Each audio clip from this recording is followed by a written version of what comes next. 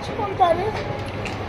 Survey 2020 కట్టుకున్నా నేను surveyor కొలుచుకుంటున్నా. 5 ఎకరాలు పక్కన జరిగింది. నేను కొలుచుకొని అమ్ముకున్న వాళ్ళకి తీసుకుంటాను, కొలిపించుకుంటాను. దిగిన 3 నెలల నుంచి సర్వేలు వచ్చారు. అయితే అర్థం పెట్టమని వ్యక్తి ఆధారించి కొలుచుకుంటాం. మధ్యలో వచ్చింది ఆనాడు సర్వేలకు జ్వరం వచ్చింది. జ్వరం వచ్చింది అందుకే ఎవరు లేదు పక్కన ఆదించనే చేసిపోయింది. సార్కి చేయలేదన్న వరకు ఆల్రెడీ భార్య కడిగి వేసేసింది. నా దగ్గర కడిగి పెట్టలేదు. సార్ చేసింది. సార్కి ఇట్లా వేసేసేదని ఆమె మళ్ళీ వచ్చి కొలిచి కరెక్ట్ కూర్చుందో పెట్టి నేను పిల్లవాడి పట్టించుకోతాను. అన్నీ పని తీసుకున్నాను. అది కూడా వాత కట్టుకోక అనేసి మళ్ళీ వచ్చి కొడుకు మంచిగా ఆనందం అంతా పెట్టాలి. 3 రూపాయలు పెట్టాను. మస్కులైన దీపావళి కూడా మళ్ళీ పోయి 5 వచ్చి పుస్తకానికి ఇచ్చిన నోటీస్ పేపర్ 4 కూడా పెట్టలే. పెట్టకపోతే 4వ సారికి వచ్చినాక నేను ఎట్టబడి పొలవాడి నేను ఆయన పెట్టాను. పెట్టాను వచ్చినాక ఇది మా నర్సన్నతో తెలిసిన చాలా నాకు వస్తే చూపోతే నర్సన్న పొందింది. నేను పోయినాం ఆల్రెడీ ఇప్పుడు చాలా నర్సన్న దగ్గరికి పోయినా మాట్లాడినాం. మాదే ప్రభుత్వం మేము ఏదో చేసిన నడుపుతుంది అని చెప్పింది. ఇక సార్ కూడా ఆయన పెరిగిన అలాగే వచ్చి ఆయన పోయిండు. సార్ నాకు జ్ఞాపకం లేదు. మరి ఎట్టకొచ్చి ఇట్లా ఫస్ట్ గట్ల జ్ఞాపకం ఎట్లా అంటారు. మరి ఫస్ట్ గట్ల ఇచ్చింది మాకు జ్ఞాపకం మాట. పైసలు అడిగిరా? పైసలు అడిగిరా? టీచర్ కట్టుకున్నా సార్ పైసలు.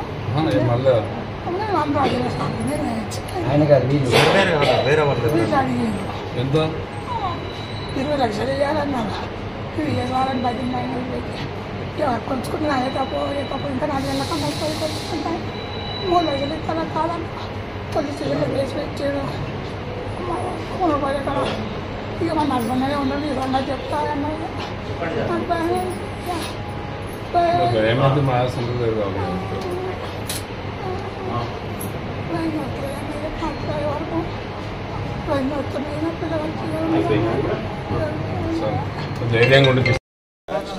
దమ్మక్కపల్లి విలేజ్ బండి కిస్తయ్య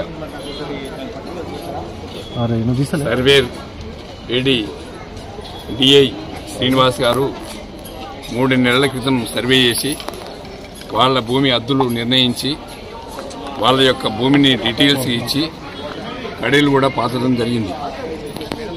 తర్వాత ఆగంరెడ్డి అనే వ్యక్తి ఆ కడీలు తీసేసి మళ్ళీ సర్వే చేయించుకోవడానికి మళ్ళీ ఫీజు కట్టించి సర్వే చేయించినటువంటి ఆగంరెడ్డి గారు ఫస్ట్ టైం సర్వే చేసినప్పుడు ఒక సరైనటువంటి పద్ధతిలో వాస్తవాలని సర్వే చేసి పెట్టింది డిఐ గారు.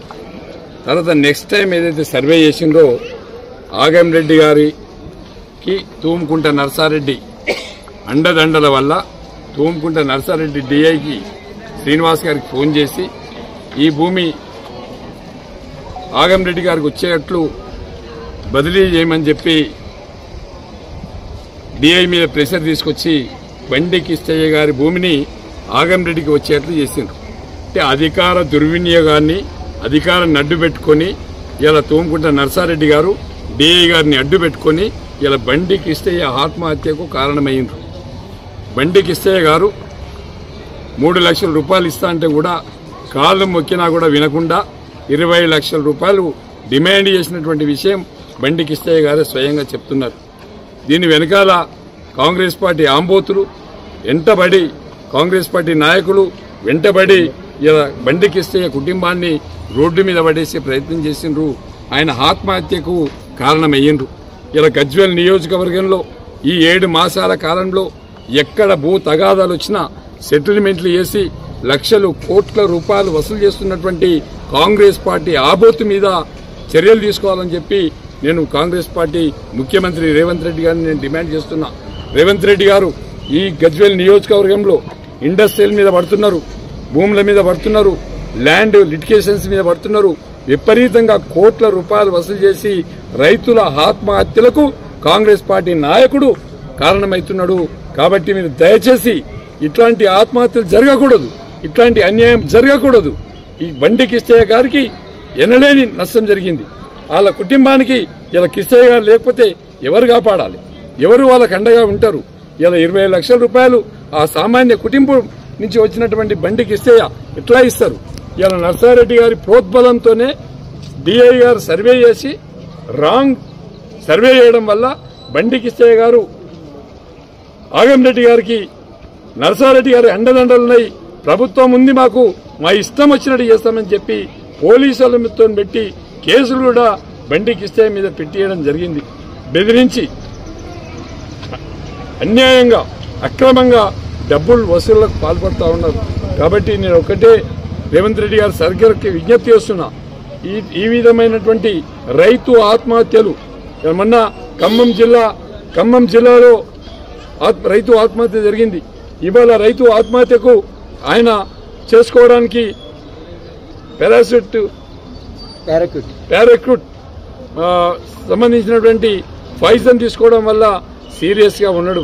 వాళ్ళ కుటుంబం చాలా అగమ్య గోచరంగా ఉంది. కాబట్టి నేను ప్రభుత్వాన్ని డిమాండ్ చేస్తున్నా, ఇలాంటి వారిపై చర్యలు తీసుకోవాలి.